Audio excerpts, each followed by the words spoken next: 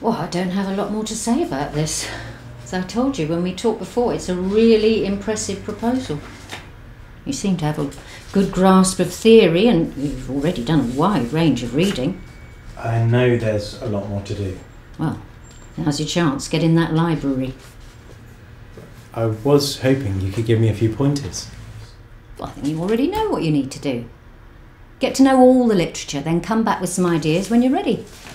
Okay. Anything else? It's your thesis, Simon. You decide what you need to do. That's the great thing about a PhD. You've got all this freedom. Welcome to the world of independent learning. Thanks.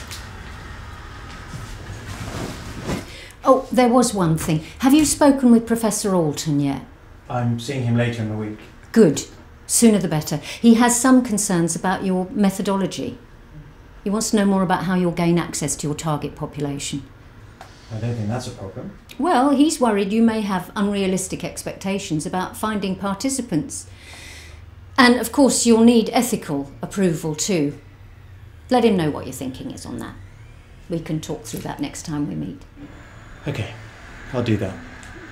I'll see you in, what, a few weeks? Whenever you're ready. You have a lovely time at nursery. I'll see you at tea time. Okay, bye. Bye. Oh, sorry.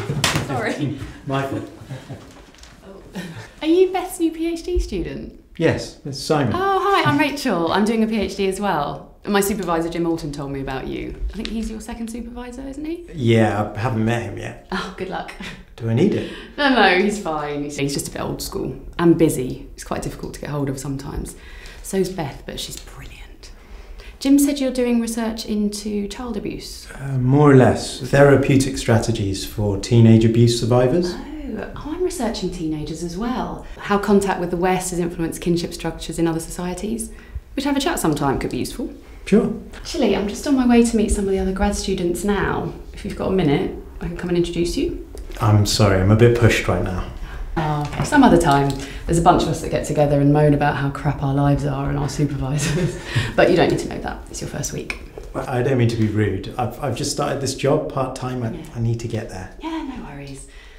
Some other time. Yeah. Okay. Yeah. Bye. When I interview students who are considering doing a PhD, one of the things that I really make a point of trying to explore with them is whether they have any idea of what they're letting themselves in for. And I think I try to paint not a black picture of it, but a realistic picture of it, of how they're starting on a journey which they'll mostly be travelling alone, that they need to be able to find support and develop a cohort around them in order to survive it. And that there'll be many times along the journey when they wonder why on earth they started. The vast majority of doctoral students will feel at times overwhelmed and challenged, and a whole load of other psychological difficulties which can exacerbate normal and any particular emotional difficulties that people have. If you're starting to work at the cutting edge of knowledge, you're discovering new things, and the new things may mean that there isn't a book there to tell you what the answers are. You might end up being the world's expert of the area that you're researching.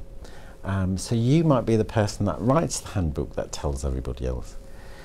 But to go through that process, you are really experiencing the full force of what learning means.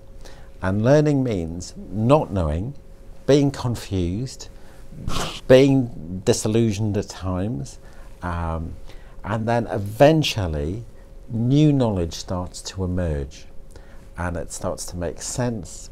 But often you've got to go through a period of not knowing.